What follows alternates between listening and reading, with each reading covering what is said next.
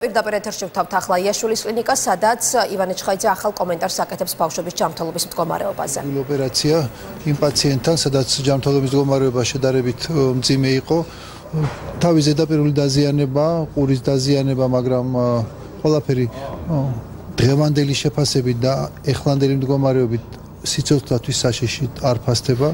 ბავშვი დარჩება უცვლად კრიტიკული მედიცინის დეპარტამენტში და გავაგრძელებთ ხვალ მეთვალყურეობას. კიდევ ერთხელ იქნება კონსულტირებული ნეიროქირურგის, ყელყურცხვირის ექიმის, ყასახის ქირურგის მიერ. ჩვენ ვფიქრობთ, რომ ამასთან ყველაფერი კარგად იქნება. ის ცვლილებები, რომელიც კომპიუტერული ტომოგრაფიაზე დაფიქსირდა, არ მიუთითებენ მნიშვნელოვან დაზიანებაზე, ასე რომ საბედნიეროდ ყველაფერი კარგად დამთავრდა. რაც შეეხება დანარჩენ პაციენტებს, მათი მდგომარეობა დღეისათვის არის ამ წუთას არის დამაკმაყოფილებელი.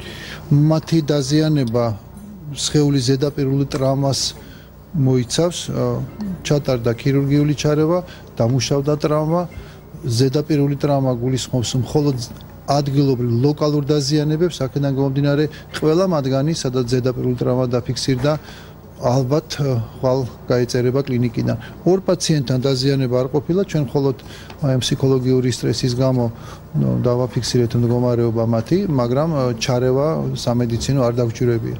აქედან გამომდინარე, იაშვილის კლინიკაში დღეისათვის ამ წუთას რჩება 6 პაციენტი, ერთი პაციენტი გააგრძელებს აუცილებლად მკურნალობასა და მონიტორინგს კრიტიკული მედიცინის დეპარტამენტში, დანარჩენი 5 პაციენტი ალბათ ხვალ დატოვებს იაშვილის კლინიკას. დღეს გაწერაზე არ არის საუბარი, მეორეს უნდა რომ დღეს თუ იქნება ოჯახის სურვილი, არც ერთის მათგანი მდგომარეობა არ არის ესეთი მძიმე, რომ ჩვენ იძულებული ვიყო დავტოვოთ კლინიკაში, ესე რომ ჩვენ თანახმოვართ ბავშვის ახლა თავარია კომფორტული გარემო იყო შექმნილი, რა თქმა უნდა მასთვის კლინიკაში დარჩენა კიდევ ერთი სტრესი, ასე რომ ჩვენ შესაძლებლად ვთვლით მათ გაწერას სახლში.